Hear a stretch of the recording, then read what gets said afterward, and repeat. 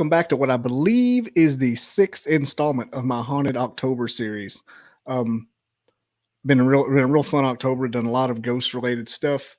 Don't forget this weekend, Tennessee Haunts and Legends Expo. The link to that is in the chat, or not the chat. Link to that is in the description of this video. I'll be there with the vendor booth. There's going to be several people I've had on as guests that will be there, so it's going to be a lot of fun. It's in Nashville. So those of you in a couple hours in Nashville will be worth a shot to run up there. I don't think it's very expensive to get in either. But other than that, also don't forget to check out my sponsor, Frig and Coffee. I don't have the little bag with me back here, but there is their store. So check them out. They have really good coffee, and it's a really quick shipping. And tonight's guest is Kris Sumner from Soul Sisters Paranormal and part owner in the haunted jail, historic Scott County Jail. I had it over. My notes are very blurry within a few feet from me. Yeah, Kristy runs she's part owner of historic Scott County Jail, and her twin sister are Soul Sisters Paranormal. We did this episode a few months ago, but I was saving it for Halloween, and it was amazing. It's only an hour long.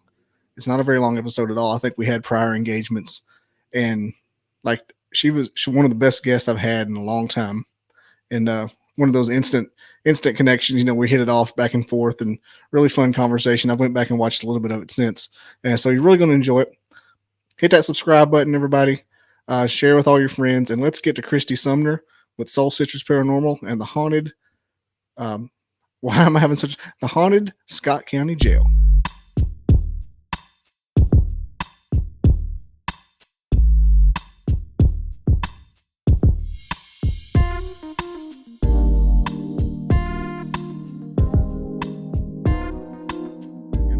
Yeah, and since we're recording it live to tape, we can I don't have to do any cheesy intros. I could do them in post.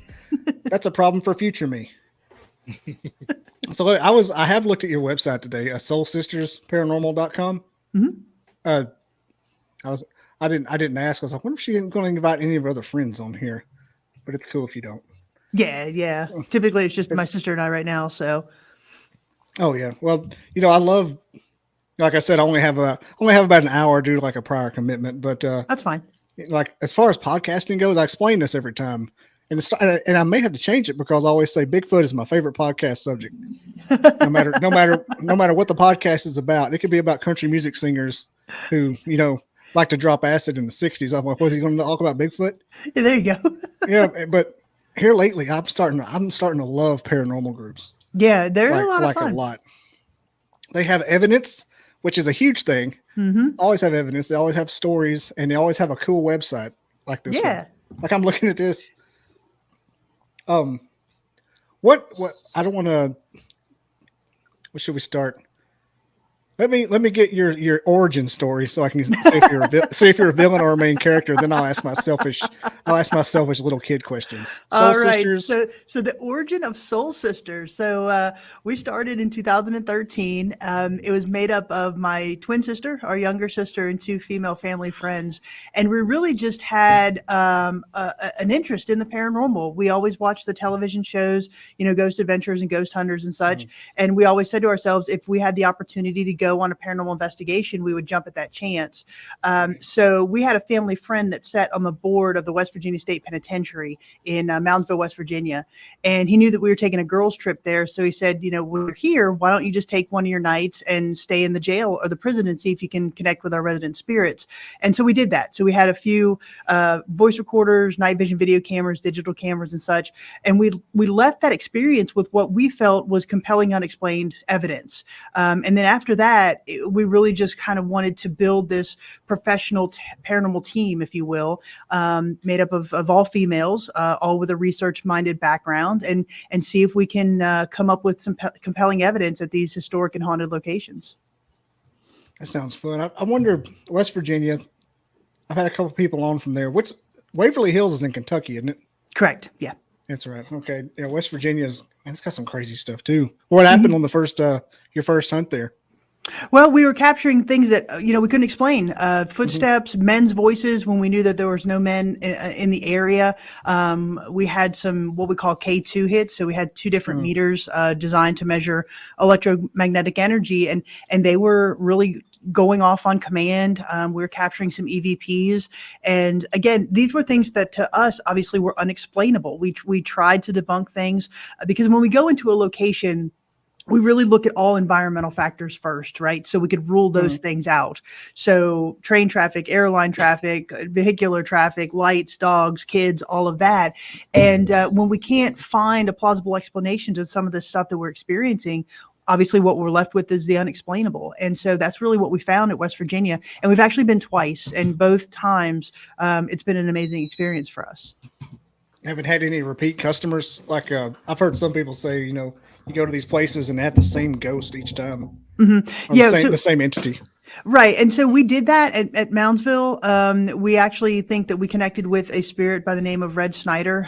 He was a pretty bad inmate there in the penitentiary. He was in there for murder. But while he was in there, he became the leader of the Aryan Brotherhood, just a really bad guy.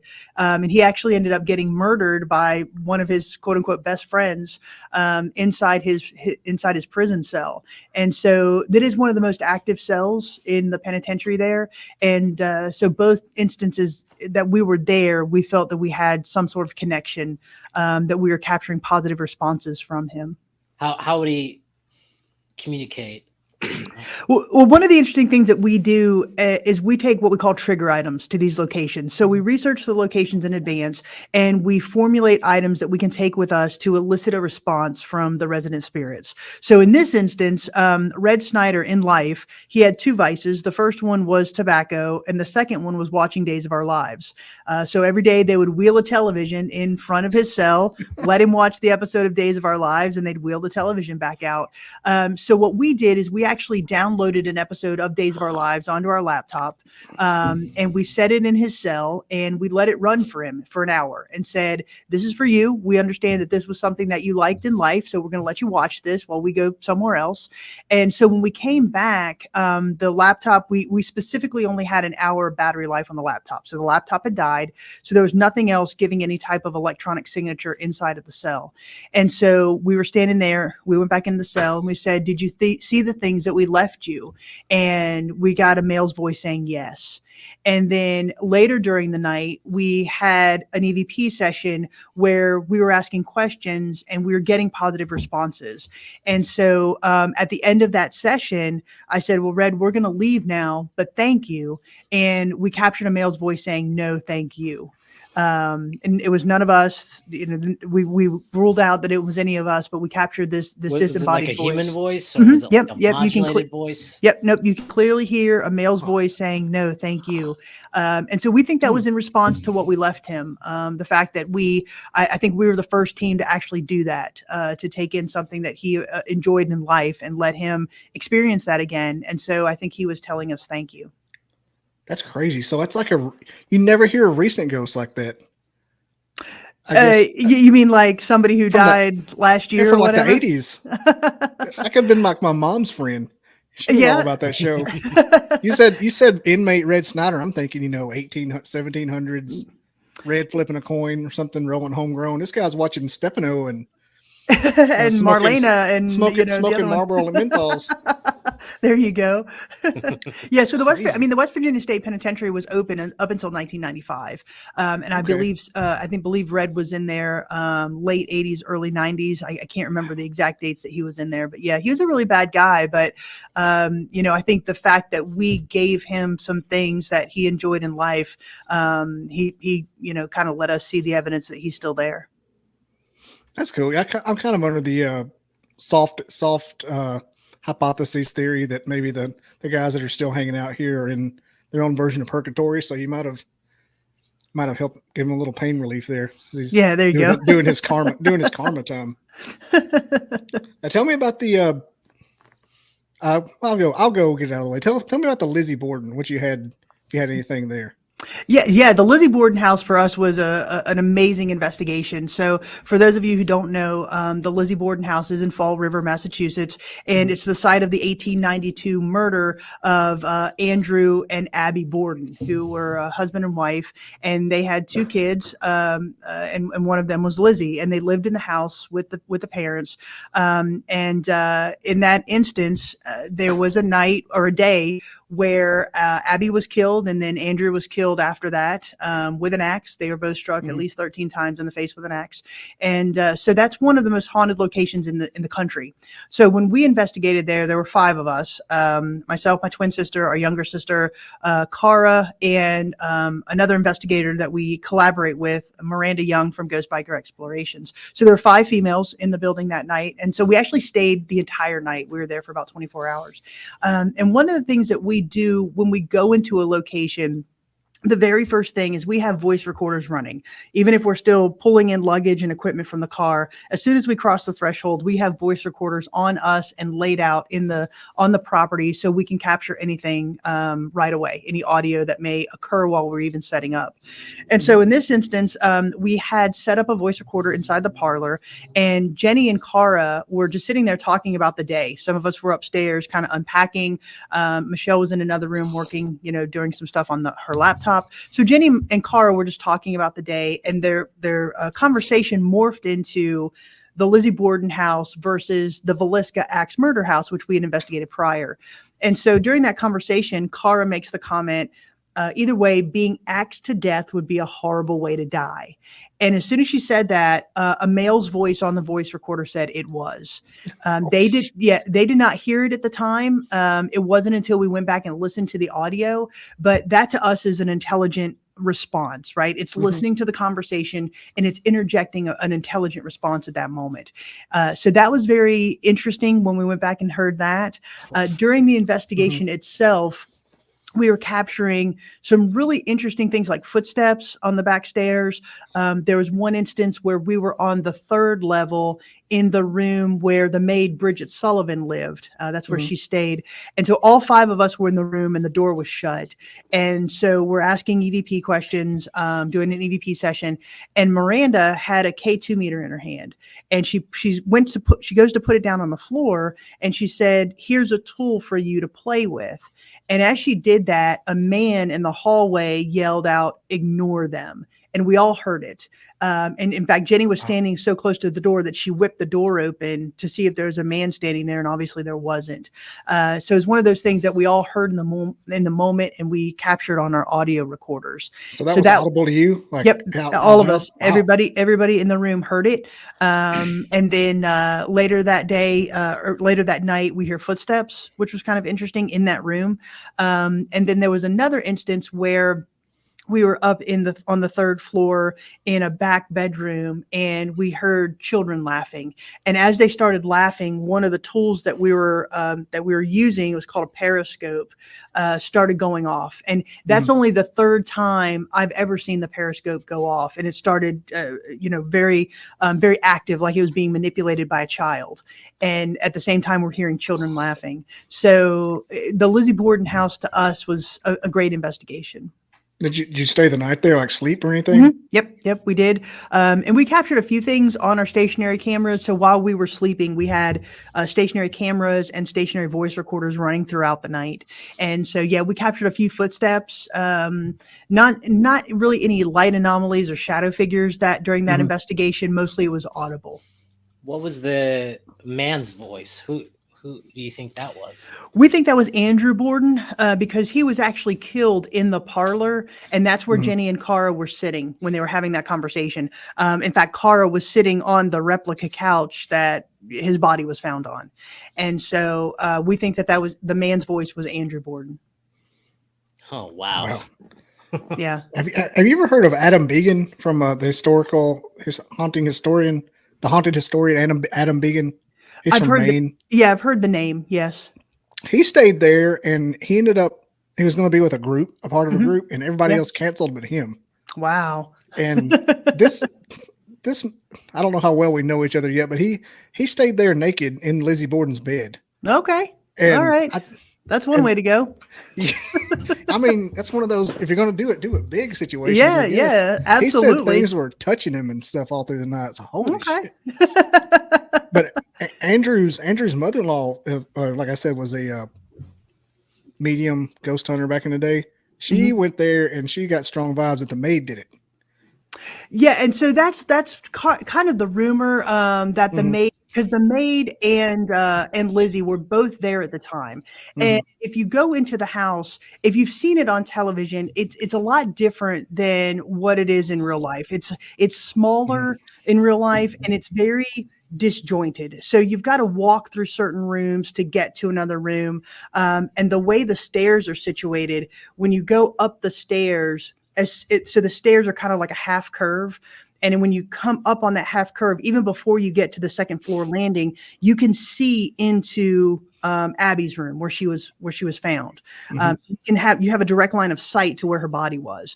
And so for me, it's very interesting to think that these two women were in the house for at least 90 minutes between the two murders. So forensics determined that Abby Borden was killed at least 90 minutes before Andrew was killed, which is very interesting because if Andrew had been killed first, at the moment of his death, all of his assets would have gone to Abby Borden.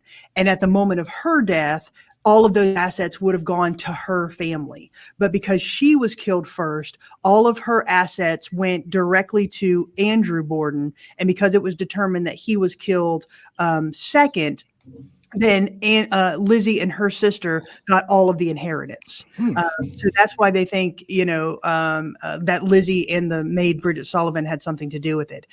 However, if you follow the story out, Lizzie Borden was found innocent of the murder. She actually stayed in Fall River. She died in 1927 at the age of 67, and she never left the town. So it's interesting to think that her entire life, she stays in this town where everybody suspects her of this heinous murder. So that's kind of an interesting follow-up to that story, because that not too many people follow it to the conclusion. But to me, it's kind of interesting. I think if you were to have gotten that inheritance, I would have split, right? I would have left Fall River and not faced the town for the rest of my life, but she stayed. Yeah, I've always compared like her that after what you just described, the sequel to the story sound just like O.J. Simpson. Yeah, like bro, disappear. Right. Why are you still quiet here? And be quiet. Hello, Twitter world, dude.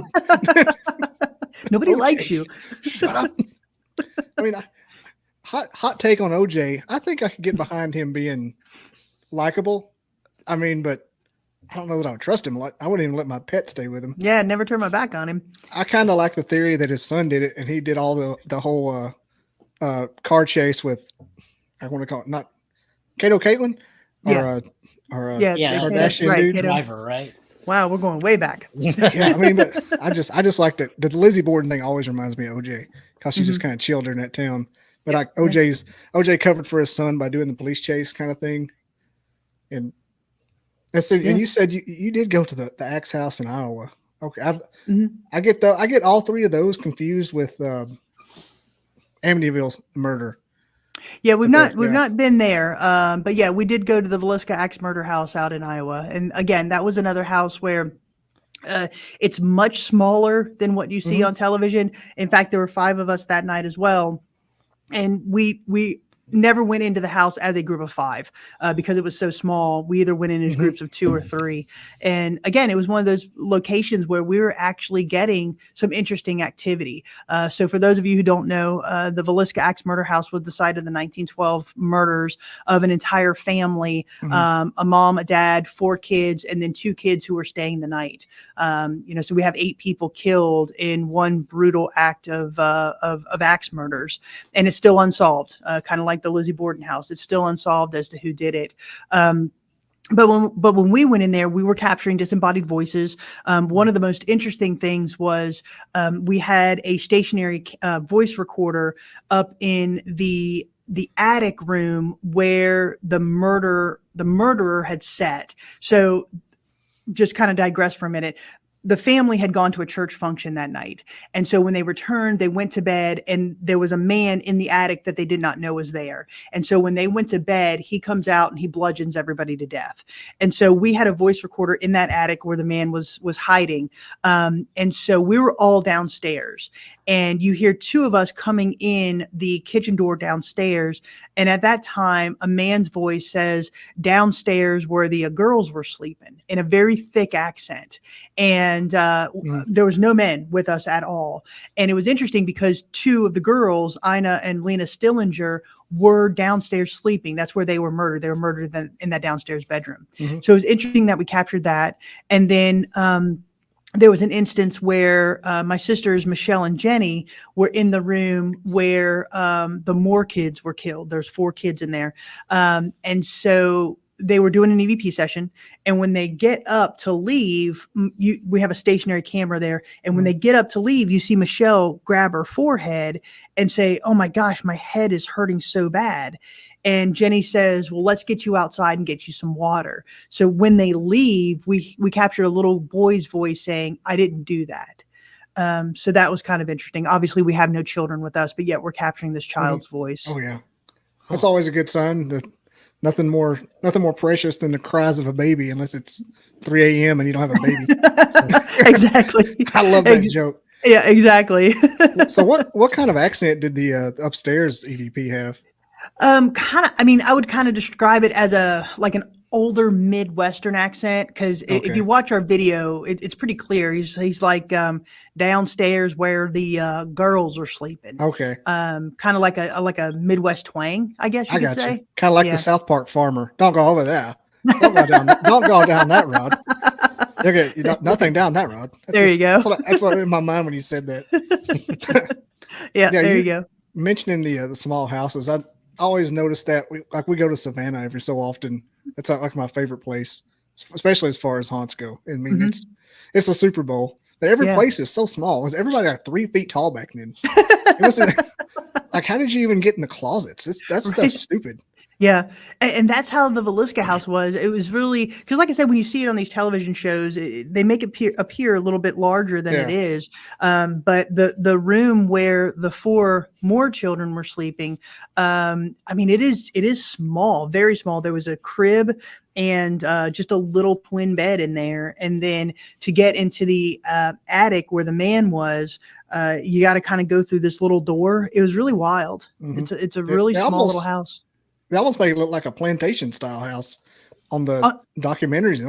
On some of them. Yeah. I mean, the stairs are very narrow. And it's interesting. It's very interesting to see these places in person.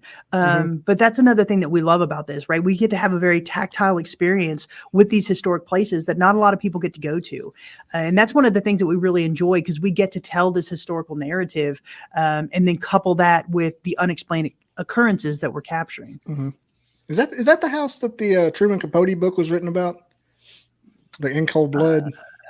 Honestly, I don't know. That guy? Yeah, honestly, I don't know. I don't think this is the first time I've talked about this. I think I ask it every time. I should write it down. I don't know. You know what I'm talking about, though? The one from the movie Capote. He was. Yeah, I honestly can't remember. Yeah, Harper Lee, something, To Kill a Mockingbird. Yeah. So you've been to. God, I'm just looking at this. It's like a treasure trove of famous stuff. Yes, we have quite the interesting repertoire of locations that we've gone to. Hales Bar. Oh man. Yes. Yeah, Hales Bar, that's a dam in Guild, Tennessee. It was built in 1913. It was in operation until 1962. And what's interesting about the dam is that it was reported to be built on Indian land, Native American land, and a guy by the name, or an Indian by the name of Dragging Canoe, actually cursed it and said that nothing will ever function on this property since the white man took it from the Native Americans. And really, since the dam was created, it was plagued with problems, right? It was cracks, fires, different stuff. Sorry, I've got a cat here. Different. So fires, cracks, different things that happened during its lifespan as a dam. And underneath the dam, there's a series of tunnels. And at one point, school kids would use these tunnels to get from one side of the river to the other. And there was an accident and some kids were killed. And so when we were investigating there, we were actually down in this tunnel system, and it was just Michelle and Cara in one instance. And Michelle asked the question, "Why are you here? Why haven't you moved on?" And we captured a child's voice saying, "I can't, I'm stuck." So that was kind of interesting. And that was actually, the Hales Bar was actually the location where I heard my name called for the first time. So again, we're sitting, there's again the series of tunnels, and we're sitting in the junction of these underground tunnels, and we had voice recorders in each leg of the tunnel. And so we thought we heard a man down one of the tunnels, and I yelled out, "Can you say your name?"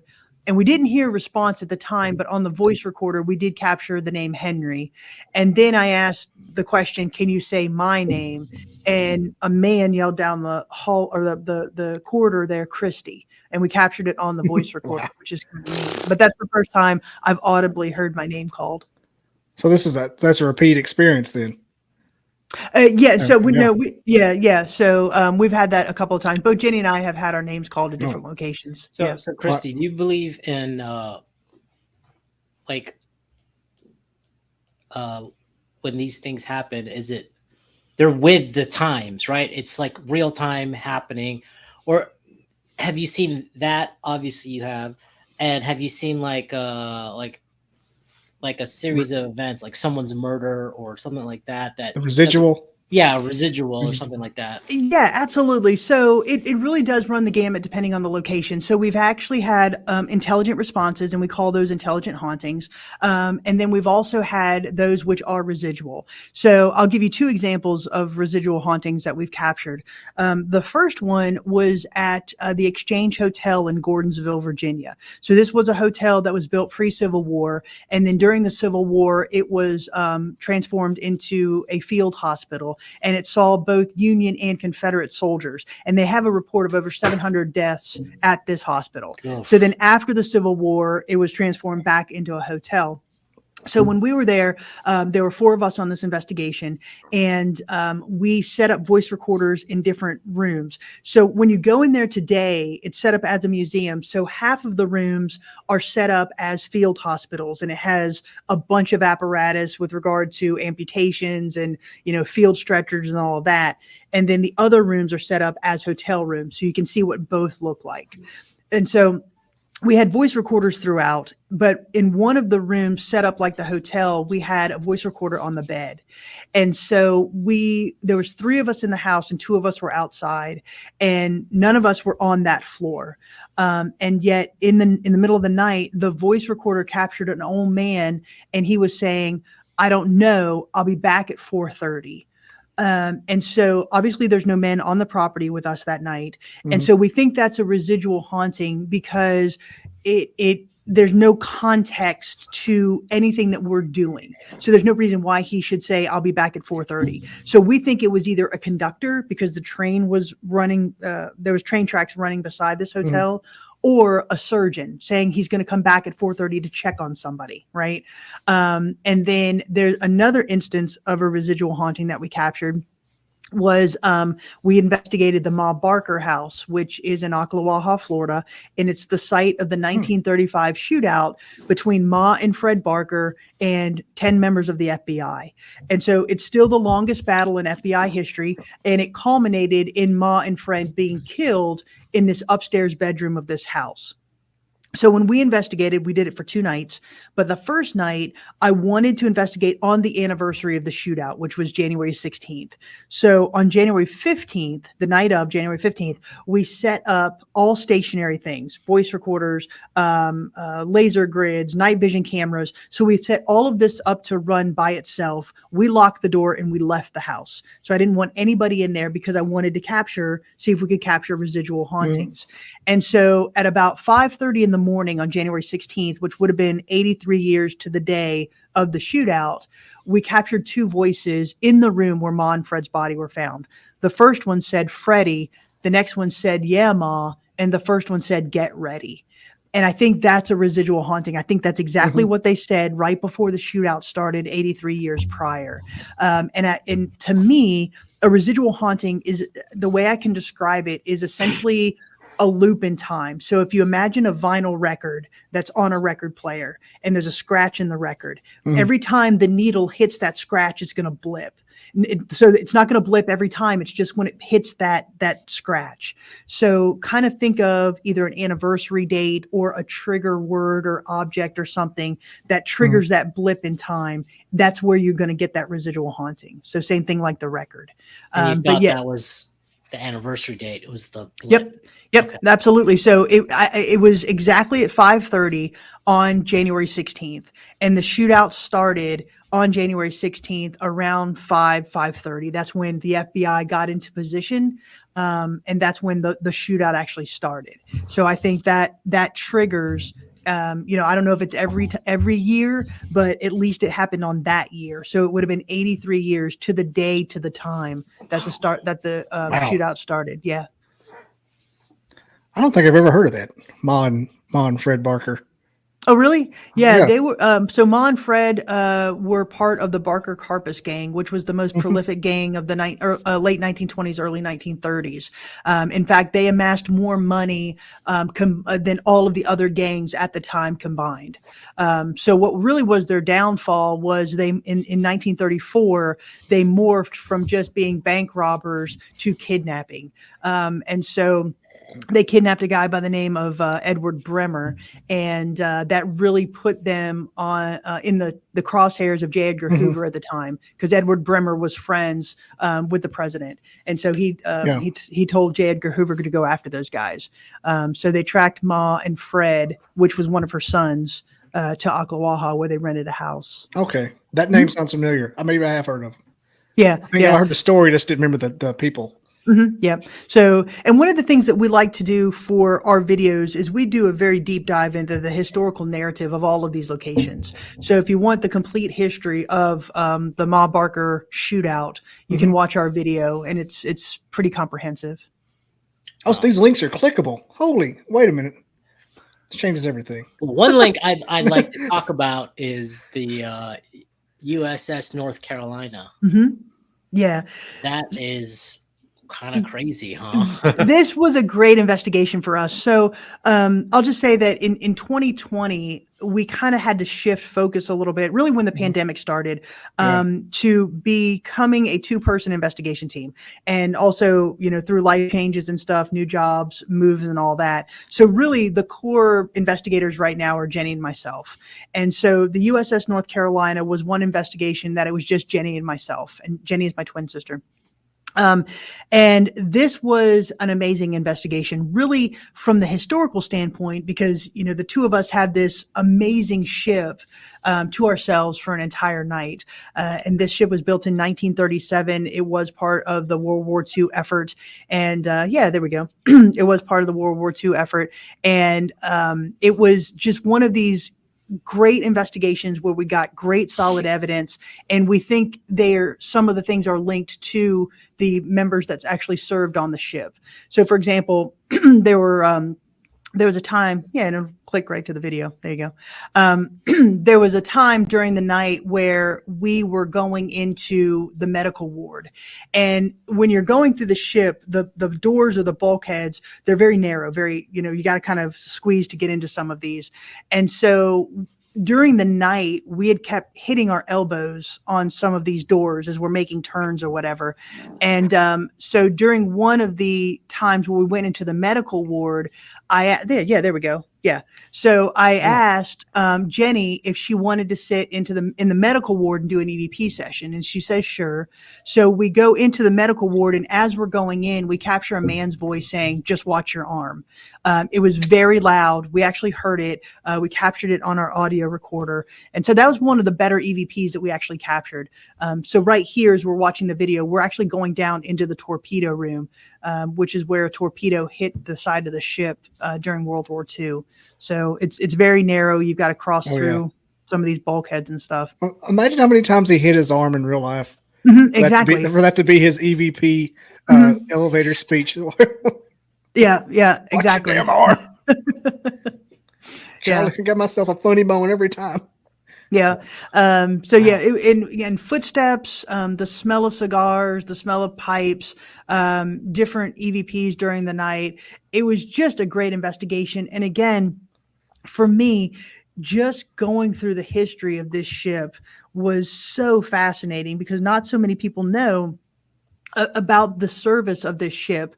So it served from 1941 to 1947. And then it's set in a scrapyard in New Jersey for like, after it was decommissioned, it's set in a shipyard for like 16 years. And they were going to scrap it for scrap metal.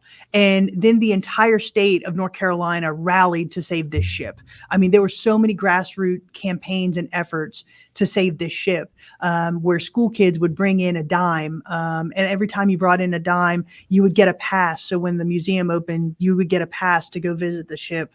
And it was a very cool grassroots effort to save this thing. So it did open to the public in 1961 as a museum, and it's a fascinating location. So it was like I bet you the vibe was like, yeah, it was haunted, but it was like people were on a mission. People were like trying to do stuff. It wasn't just like a violence or anything like that. It was like, yeah, I bet you like it's a different kind of hunting vibe that you would. I never thought about that before. Yeah, it is. And all of these locations are different, right? So we use, we used similar techniques through all of these investigations, but when you investigate the USS North Carolina, it's a much different investigation than the St. Augustine Lighthouse or Fort Mifflin or Lizzie Borden House, right? Axe murder. Yeah, exactly. So you kind of go in with a different mindset and different techniques, different trigger items. And so for us, we're very patriotic and we support the military 110%. And so going into this ship, we have that reverence, right? And that's kind of how we approach this. Did it feel like a military cemetery? Was it like and that's a great way to say that. Yeah. Like a memorial, if you will. A memorial for them. And it did. And so I think, again, some of the trigger items that we were using, I think got positive responses. And when we go into these locations, we don't go in with bravado. We don't go in with chest thumping or anything like that. We don't go in with provoking. It legitimately is to tell the story of any entity that wants to speak with us. And I think because we go in with that level of respect, we get that in return, if that makes sense.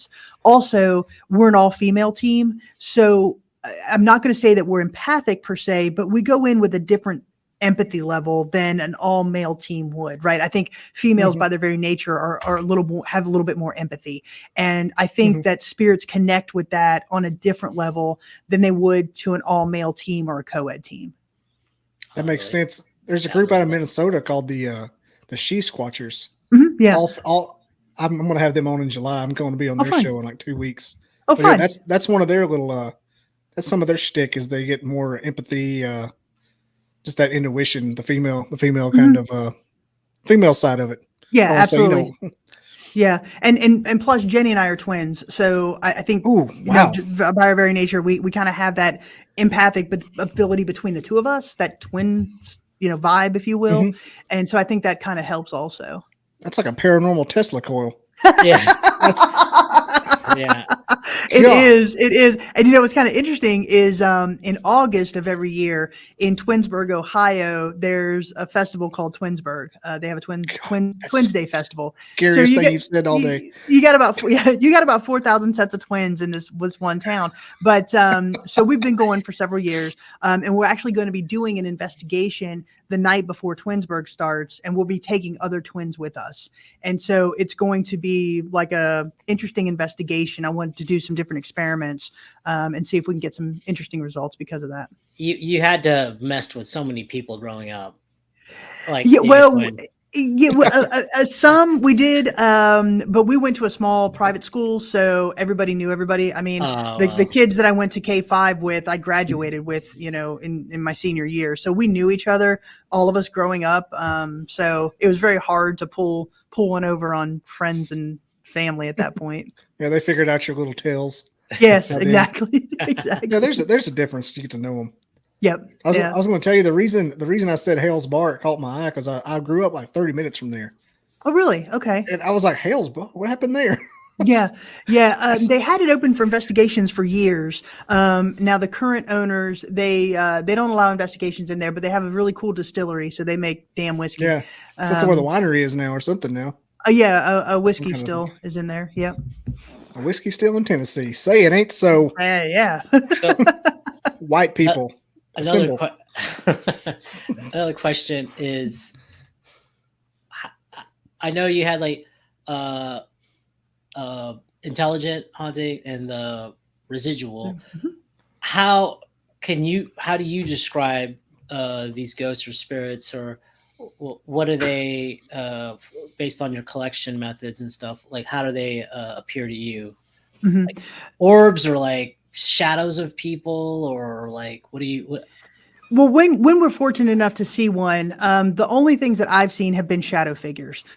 So the first one that we saw was at Fort Mifflin, which is a Revolutionary War fort in Philadelphia. And we had a stationary camera set up in a casemate, which is a subterranean room that's probably, I'd say, about 10 feet long by maybe 3 or 4 feet wide. They used it to house munitions in the cool underground. But at one instance, they used it as a solitary confinement cell for a man by the name of William Howe, who was killed. He was executed on the fort because he had killed another officer. So we had set up a stationary voice recorder and a camera, as well as a laser grid in that small casemate. And when we were on the complete other side of the fort during the night, we actually captured a shadow figure walk out of the wall, cross through all of our laser beams, and walk out the other side of the wall. So that's the first time we've actually seen a shadow figure, and we were able to capture it. The next one that we saw was at Brushy Mountain State Penitentiary, which is only about 45 minutes from where I'm at right now in Petros, Tennessee. And this was a collaboration investigation with Miranda from Ghost Biker. So there were 4 Soul Sisters team members there, as well as Miranda and her camera guy. And so we had set up some stationary objects in the gymnasium, and we were back probably about 15 feet from those objects, and we were in a semicircle, and we were asking some questions. And I saw a shadow figure run across from going from my right to left. It ran right in front of me, and it cut off my line of sight to everything in the middle of the room. And at the same time I'm seeing it, Miranda's holding what's called an SLS camera, and it basically maps out anything that it perceives as human in the room. Mhm. And so as I see the shadow figure, Miranda gets a hit on the SLS camera. And so her camera guy is filming that, and then he pans up, and the shadow figure runs back from left to right. And we were able to capture that on camera as well. And so for me, I perceive them when I see them as shadow figures. I've never seen anything that I would consider what I call a full-bodied apparition, where I can say, that's Abe Lincoln or some recognizable person. Mostly for me, they're either a mist or a shadow. Now, with regard to orbs, I'm not a big orb person. I think there's so many other things that can explain that. Now, that being said, we have captured light anomalies, which are a little bit different. Like, for example, we were at Trans-Allegheny Lunatic Asylum, and we captured a beam of light coming out of the floor of one of the hallways. Much different than an orb, but it's a light that I can't explain.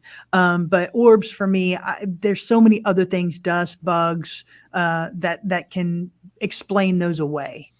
Yeah, you got to be real careful with them. A lot of people put their whole their whole reputation on a picture of an orb, and like, buddy, you just that's dust. Yeah. So for us, if there is a logical explanation or something that can be an alternative to the unexplained, then we honestly don't present that as evidence because, again, something can explain it. It might not be a moth, but it could be a dust bunny, right? But when those things that we cannot explain, that we have no explanation for, that's what we put out there as the unexplainable. The shadow people, especially. Yeah. What do you think the shadow is? That like energy or? I do, right? I do think it's a manifestation of energy. Okay. Yeah. So that's what I would attribute those to. That there's enough energy in that entity to manifest itself or to manipulate something in the room. So, for example, in the Fort Mifflin one, it had enough energy to walk through the laser grids, right? So it that mass moved through the laser grid, which is kind of cool. And do you think that was residual or intelligent? I think that one was intelligent. The same with the one at Brushy Mountain. I think both of them were intelligent because I think they were in response to things that we were doing. So in the Fort Mifflin one, we had Based left on your triggers, right? Like you're putting. Yes, exactly. Okay. So we had left water because we were trying to communicate with William Howe, and he was in solitary confinement. So we asked ourselves, what would somebody in solitary confinement want? Probably water, probably food, and maybe a cigarette. So we left those things in the room for him. And so when we leave them, we say, William, these are for you. You can drink it, you can eat it, you can manipulate it, whatever you want to do. These things are for you because we recognize that you would probably want these things. And so I think that was in response to that. At Brushy Mountain, same thing. So we were trying to communicate with specific entities at that location. And I think that was in response to that. So it was just a manipulation of energy. Yeah, it responding to the trigger items really speaks to the intelligence. Absolutely. You don't just see a wagon run by like Gettysburg or something. Right. Exactly. And that's what we're looking for, because we, in our mindset, we're going into their location, right? And you wouldn't go into somebody's house and just lay out on the couch and pop your feet up and say, hey, I'm here, right? You would be respectful. Maybe bring a bottle of wine, maybe bring some flowers, maybe bring a dessert or something like that. And that's what we want to do as well. We want to say, hey, we recognize that this is your location. We're respectful of that. And we want to give you something in return for communicating with us. And so we try to do that at every location. So in a jail or a prison, typically it's water and cigarettes, tobacco, those sort of things. In the case of like Lizzie Borden or the Villiscax Murder House, those are specific things that we'll take, like kids' toys, or something from that would replicate something from that time period to try to make that connection. I think that's very interesting because like you kind of reverse the logic on it.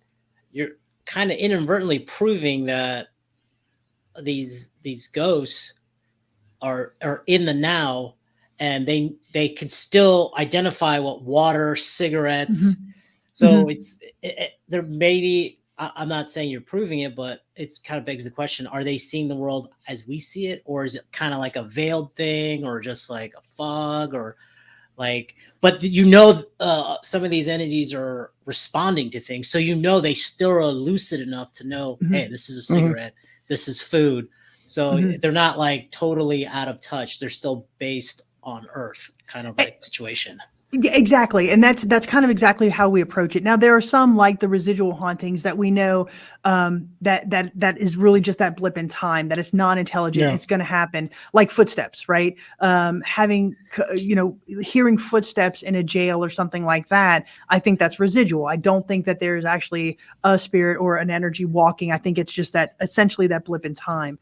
But to your point, we do try to really make that connection. Now, another thing that we use a lot in these locations is music, because I think music is one thing that transcends time, right? So if we listen to a piece of Mozart's music, that's exactly as Mozart heard it. That's exactly as those people from that time period heard it. It doesn't change. And so that to us it's a connection level, right? So when we went to Fort Mifflin, we played Revolutionary War drums, beats, different cadences, different music, fiddle and fife music that would be played in the Revolutionary War to make that connection. Another question that we always ask when we go into these locations is, who's your president?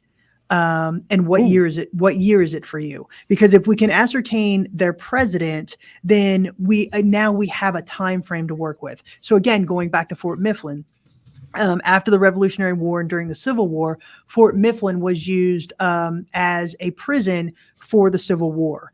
Both Confederate and Union prisoners were held here. And so we were in another one of the casemates, and I asked the question, who is your president? And we got the response of Lincoln. And so now I know the time frame that they're in, right? So that's that connection, that Lincoln That's connection. interesting. Here at the historic Scott County Jail, which I'm a co-owner of, we're doing an EVP session up on the 3rd floor, and we asked the question, "Who's your president?" And we got the name Roosevelt. So again, now I've got a time frame of where they're at, and so that for me is a very interesting time frame, because a question that we always use because it gives us that time frame. Wait, there's only one, right? One Roosevelt?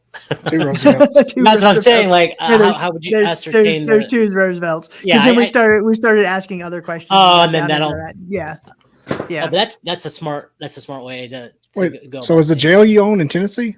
Mm-hmm. Yes. So I'm currently sitting in the historic Scott County Jail in Huntsville, Tennessee, which is about an hour west of Knoxville. Wow, we're in Huntsville, Alabama. Yeah. Okay. Yeah. Huntsville. It's amazing how many people head to Huntsville, Alabama when they come here to Huntsville, Tennessee. That's a shock. There's a 4-hour difference. Yeah. Holy shit. Yes, absolutely. No, so my best friend is Miranda Young from Ghost Biker Explorations, and she and I connected about 6 years ago. I was following her series, Ghost Biker Explorations, and she was following Soul Sisters Paranormal. So I just reached out one day and said, "Would you like to do a collaboration investigation?" So we did, and really became fast friends because I really enjoy her style, and likewise, she enjoys ours. And so after about 6 years of friendship, she's from the Scott County, which is where the jail is located. And she needed to move back here for family reasons. And she asked if I would go in on this venture with her. So we have a true crime and punishment museum during the day, and what we call a paranormal research location during the night. And so we allow paranormal investigators to come in. We do guided ghost hunts and stuff here. And this is a pretty active little jail. So we've gotten both intelligent and residual hauntings here. So what's how late is it? Oh, sorry, Andrew. I was being very selfish. Go ahead. I'm planning my trip right now. How often are you open year round? We are, because we have heating and cooling systems. God, I am bringing that stuff up there like soon. I mean, you should. The Tennessee Haunting Group has given me more gold than the entire Yukon. I'm wearing my Delaware City Ghost Hunt from that group I interviewed from up in Delaware. But there you go. Delaware and Tennessee have been my 2 favorites. It's like Al Gore and Joe Biden. Like they're the gold mine. We're not going to touch that. We're moving on. Moving on. So yeah. All right, go ahead, Andrew. You were talking about asking the president to ascertain the time period.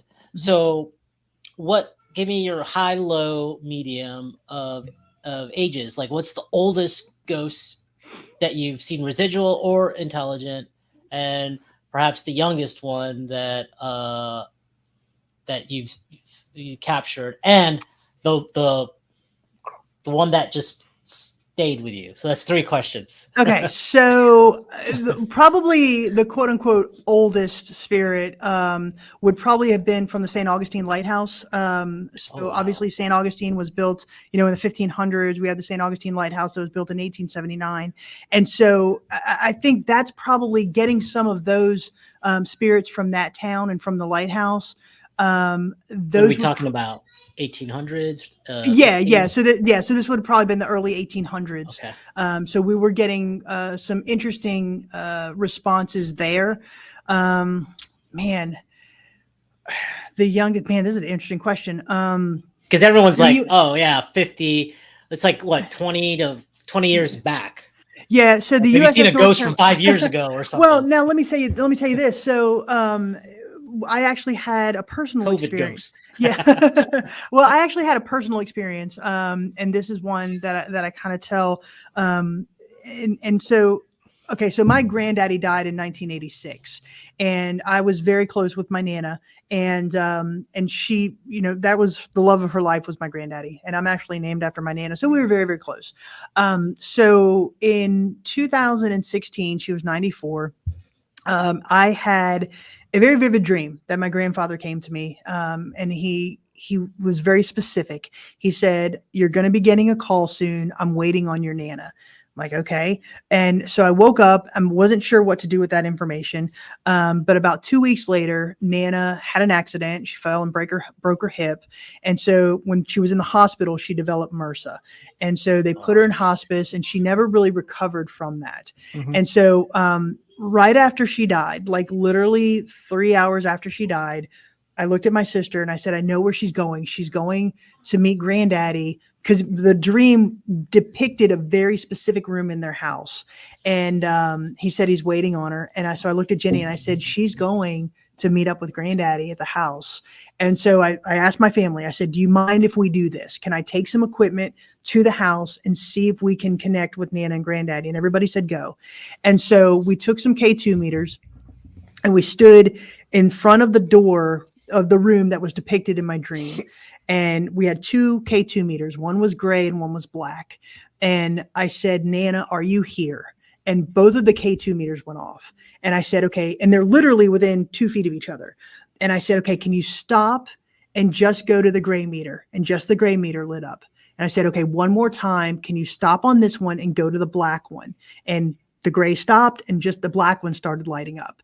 And so through a series of questions, we were able to determine what I feel, that Nana met up with Granddaddy at that location and they moved on, because we went back 2 weeks later with the exact same tools, stood in the exact same spot, asked the exact same questions, and we didn't get a hit. The K2s never went off. Mhm. And so that to me is, kind of an example of why I don't think everybody is a spirit. I do think that there are instances where, in most instances, you die and you move on. Somebody's waiting for you, somebody that you know and love and trust, and they're going to help you transition to what's next. I'm a Christian, so I'll call it heaven. But the others, they stay behind, whether it's for unfinished business or they have something that they need to fulfill. But in that instance, I do feel that we were communicating with Nana and Granddaddy. And Nana, like I said, had just died. So this would probably be the most quote unquote recent ghost that I would communicate with would be Nana. That's probably like the best story I've heard during this podcast. Good You Lord. said 86. Yeah. So Granddaddy died in 1986, but Nana died in 2016. Okay, so yeah, Really? that's fairly Yeah, recent. yeah. So in my mind, Granddaddy was waiting for her, right? He was going to be the one to help her cross over. So he's waiting for her. And then when she passed, they moved on together. And so now I don't believe that Nana and Granddaddy are quote unquote ghosts. I don't think they're here anymore. I don't think that they're, able to communicate with us on that level. And so I won't go looking for them anymore because I think they've transcended. I think that's interesting. It's like, how do you wait? Can we even put that in terms that we can understand? Like, are you just standing there like at a bus stop and then you just know someone passed? Kind of. That's an interesting. Well, we did just talk to Hope Paranormal for 2 hours last week. So. Well, one of the things, and I'm sorry here, I'm trying to get my cat to calm down. One of the things that is kind of interesting is, I don't think the time is the same. Once they passed, but I do think that Granddaddy was kind of always there in the peripheral, just kind of watching over. Now it's interesting when you talk to hospice workers, and because Nana was actually in hospice for about 2 weeks, so we got to know the hospice workers, and Jenny and I told them kind of what we did, and they all say right near the end of life, most of the patients will see somebody that they loved. They'll recognize them, even if they're not lucid. They'll make mention that, and Nana did the same thing. We would go in the mornings and she would talk about seeing Granddaddy there, that they danced during the night and that she was, that she had seen him. So I think that's kind of, in my mind, it really kind of put death at ease for me, if that makes sense. It made it less fearful for me because I that allowed me to believe that somebody that you love is waiting for you to help you make that transition. And interesting about those hospice nurses, they will not come on a podcast. Yeah. Well, tight-lipped. They are. And I respect that. I mean, you're talking about very delicate subjects. And then you got HIPAA laws and all of that. Can't really reveal anything, but it would be interesting. And we were able to talk to them, but you're right. They won't come on a podcast. Yeah. If you get like on hospice TikTok, and go into the comments, Mhm. it is terabytes of stories from hospice nurses. I'm like, tell me. Yeah, it really is. And So nurses is in this general, the really. jail here? Sorry, I was looking. Is that the That is our jail. Yep, is it? that is Okay. it. That's a very I was just interesting looking picture from around. Google. That is an older picture, but yeah, Oh, that's our That's jail. the street view. If you go to www.historicscottcojail.com, you'll see a much better picture. Jail.com. Do we have historicscottcojail.com. time for the last question? Yeah, Sure. While we we look that got up. 15 minutes. No. The last question. Remember the one that stuck with you, the one that made the biggest impression on you. Oh, the one that oldest, you asked. the youngest. Okay, You're I talking to got me. I'm like, what are you talking about? I know. I'm sorry. I need completely a young priest. I need an old priest. Oh goodness, Andrew. There's so many locations that we've gone to. I know. and, Just pick one off the top that was like either goosebump, gave you goosebumps, or just like whoa, like I'm used to seeing stuff, but like this one kind of like messed me up a little bit. Yeah, we've never really had one that kind of messed us up. I think the most intriguing one for me, we'll go back to the Ma Barker house. I really enjoyed that investigation and the evidence from that, because that was the one location where I knew I had complete control of the environment. So the house actually sits on about 40 acres by itself. There's no water, there's no power, there's nothing that can manipulate any of our equipment. And EMP or like right, EMFs or anything, EMF. anything like that, right? So, and it sits in a little town called Ocklawaha, Florida, which is literally a one stoplight town, right? So, no radio interference or anything like that. And we were able to do some very unique experiments because we had complete control of the house. And so I really enjoyed that one. Not so much for anything like creepy or anything like that, but we were able to get some very solid evidence, both residual and intelligent. And you so, had no barriers to your investigation. correct. Like other places would. Yep. We have a time limit or Yep. environmental things. going on. Exactly. So there's no traffic, there's no trains, there's no dogs. I know that nobody else can get back to that because it's stuck in the Florida sand. So you need a 4-wheel drive vehicle to get back there. And so, again, that's one location that I can honestly say nothing or nobody was manipulating anything. Not that I feel that they are in other locations, but you do have those people question, does the owners pipe in music or something like that? But this location, it was one of those that I knew I had complete control of it. You had more constants than variables. Ma Barker. Yes, exactly. So that was a great one for us. Probably aside from the historic Scott County Jail, which I feel is very active, I guess our most active investigation would have been at the old Gilchrist County Jail in Trenton, Florida. This jail was built in 1928. It was in operation as a jail until 1968, and then it sat vacant, right, for decades after that. And so it really became a really bad location, right? People would use it for drug activity. It's kind of in the Florida ghetto, if you will. So when we investigated it, the owner said, there was just two of us. It was myself and Miranda from Ghost Biker.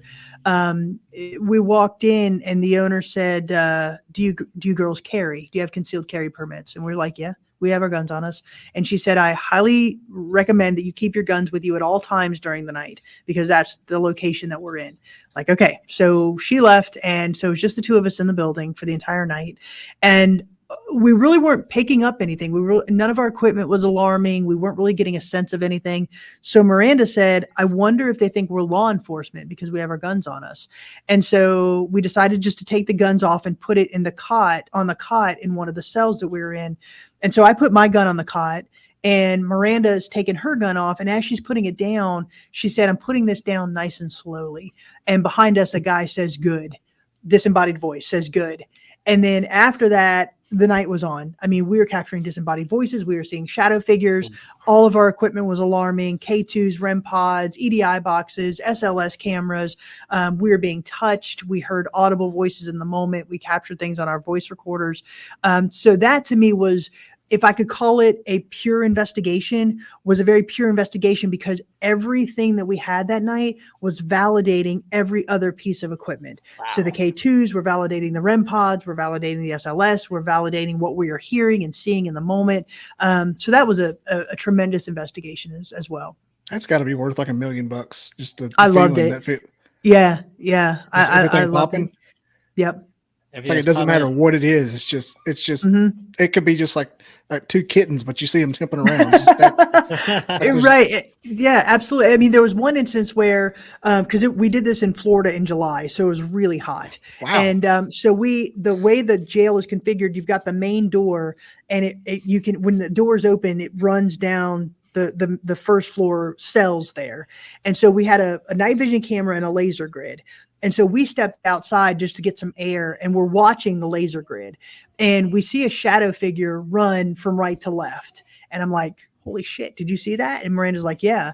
And I yelled, if you're in there, go back the other way, run from left to right. And it does. And so that's intelligent. And we captured that on camera. So if you watch our video, you can see it go right to left and then come back left to right. Wow. It's crazy. It seems like, okay, I'm stepping out on a limb here, and it could be just other people just aren't as thorough, but it seems like you're getting better stuff than half the other people I've talked to. Well, it's for us, when we go to these locations, obviously we have a lot of what we capture is on our stationary stuff. So stationary voice recorders and stationary video cameras. And we're in these locations for 8, 10, 24 hours. And we honestly sit and listen to every piece of recording that we have and watch every piece of video that we have. So if I've got 10 voice recorders running for 10 hours, I'm listening to 100 hours of audio. And we do that to catch these things. I don't think a lot of teams put forth that effort. Now there's some that are, there's some that do. But that's when we're catching the most of our activity. Now there are certain things like the old Gilchrist County Jail where we're seeing these things in the moment, but a lot of what we get is from that stationary stuff, and it's literally taking the time to see. That's why it takes so long for us to get these videos out, because we're listening and watching everything before we get the video edited. So I think that's why we were able to put some things out there. So I'm dying to know, one Floridian to another. Have you had any plans or knowledge of Sparky? There's got to be something with Sparky. You know what Sparky is, right? No. It's the electric chair. Oh, the electric chair. Okay, old Sparky. Yeah, the old Sparky. Yeah. So, I mean, that would I don't know. If I was a ghost hunter and coming from Florida, I would love to do something about that, because there's got to be some kind of phenomenon. Okay, so interestingly enough, there are two jails. The West Virginia State Penitentiary, it's the original electric chair from West Virginia in that location. The old jail in Jasper, which is in Florida, it has a replica of a electric chair as well. And some things do actually happen at those locations. They're both obviously very haunted, a lot of activity in those locations.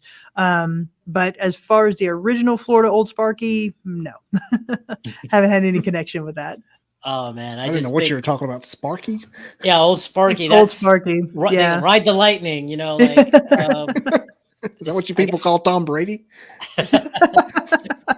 Old Sparky. What did I miss? It's a Florida thing. I guess it's a Florida thing. It is. Two selling drugs right now. Yeah, no, and then they moved on to the injections. So. Oh yeah, but that's pretty. Well, I mean, in Florida, they were in, and you used to be able to be a citizen and pull the plug on Old Sparky. Yeah, you could get on the list.